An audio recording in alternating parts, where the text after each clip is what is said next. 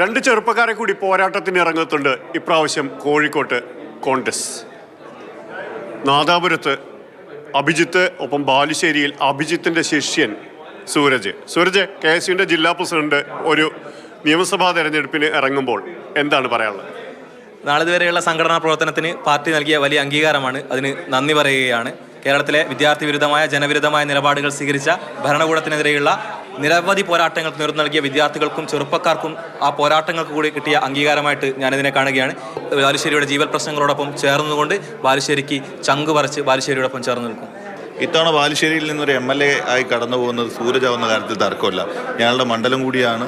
അതിനപ്പുറത്തേക്ക് എൻ്റെ പ്രിയപ്പെട്ട സഹോദരൻ കൂടെ പുറപ്പ് അവനൊരു സീറ്റ് ലഭിച്ചതിൽ അതിയായ സന്തോഷം. അതോടൊപ്പം എൻ്റെ വ്യക്തിഗതത്തിൽ സംഘടനാ ജീവിതത്തിൽ ഒരിക്കൽ കൂടി പാർട്ടി ഒരു സ്ഥാനാർത്ഥിയായി പരിഗണിച്ചതിന് പ്രസ്ഥാനത്തോടും UDF-നോടും നേതാക്കളോടുള്ള നന്ദി അറിയിക്കുന്നു.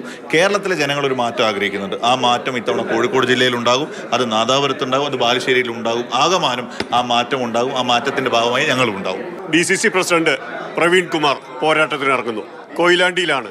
എന്താണ്? കൊയിലാണ്ടിക്ക് എന്ന നാട് എനിക്ക് പൊക്കൽക്കുടി ബന്ധമുള്ള നാടാണ്. എൻ്റെ ബാല്യവും കൗമാരവും അവിടെയായിരുന്നു.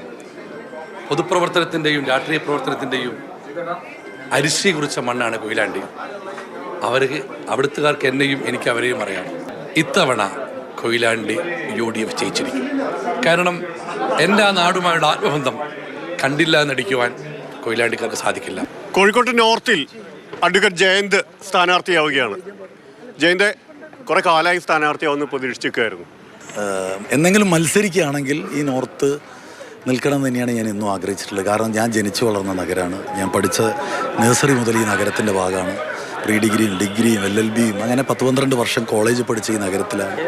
ഞങ്ങളുടെ UDF-ൻ്റെ പ്രവർത്തകർ മരിച്ച് ജോലി ചെയ്യുന്നുണ്ട്. അതുപോലെ തന്നെ എൻ്റെ സുഹൃത്തുക്കൾ ഇതിനു വേണ്ടി പ്രവർത്തിക്കുന്നുണ്ട്. അപ്പോൾ ആ അർത്ഥത്തിൽ ഈ നഗരം എന്നെ സ്വീകരിക്കുമെന്നാണ് എൻ്റെ വിശ്വാസം.